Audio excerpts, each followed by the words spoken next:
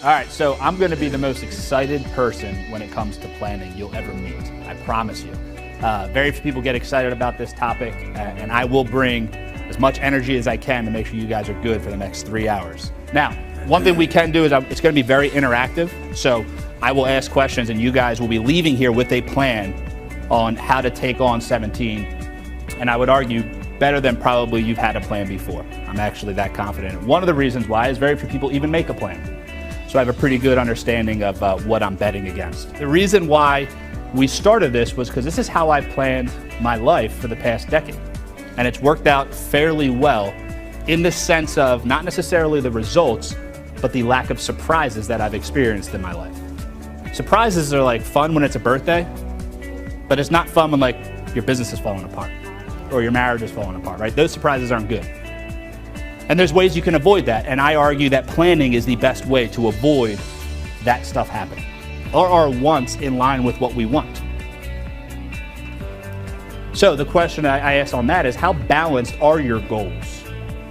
What you wrote down, how balanced are they with what you say you want out of life? Too many of my friends, fellow entrepreneurs and fellow even just people in business fall into this gap. Right? We have this $250,000 opportunity of that we call life. But too many times it's unbalanced.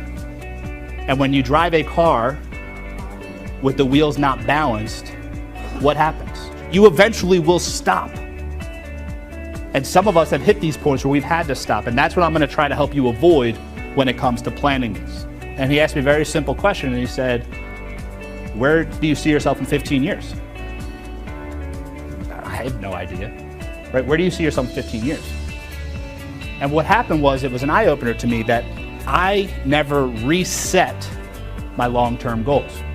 Reality hurts and reality scares us. But what I found is by breaking that reality of 15 years out, it's almost so far away that I'm not scared of it, right? If it's next year, that's serious.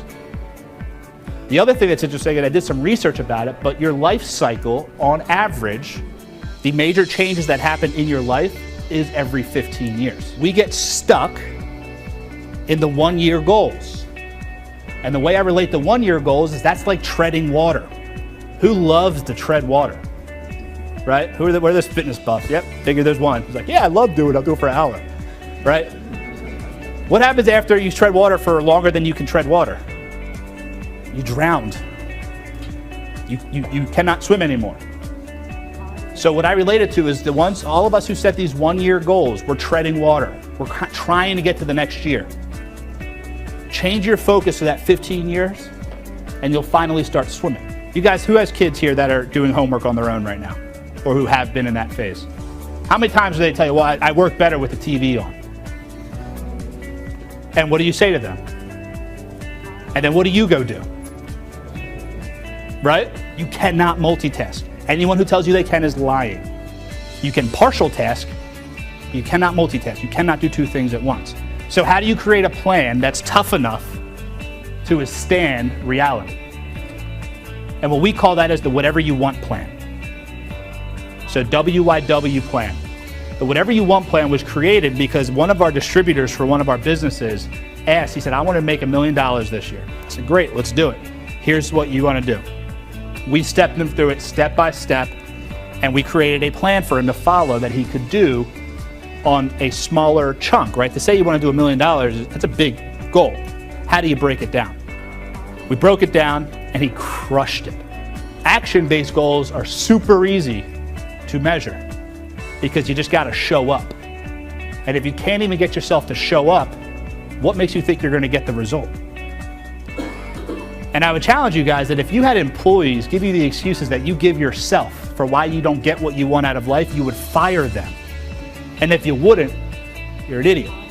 Or not accepting excuses from your employees and accepting excuses from yourself is what I call a hypocrite. And if we held ourselves to the standards that we try to hold other people to, I think we'd be a little bit better off. Have you ever had a goal that's so big that you're kind of like, where do I start? Most of us should, otherwise your goals aren't big enough. But what happens is dedicating a specific amount of time towards that goal allows you to never fail at that goal. Whichever way you believe, turns out there's not much of a reason, but I feel strongly that the number 7 has a lot of meanings to it. The reason why we use a 7-day spread, we call our weekly spread, is because I feel a day is too short and a month is too long. What I mean by that is, if you were to set your goals for a daily basis, you are setting yourself up for potential failure. You only have 24 hours to do that. Your goals can't be that big. Monthly, you have too much wiggle room. When am I going to get to it? But weekly is linear. What do I mean by that? Weekly is linear in the sense that you can move something from Monday, if you don't do it, to what day? Any day. And have you failed yet? No. Now, if you get through Sunday and you haven't done anything you need to do, then we could talk about some failure problems, and we'll work on that.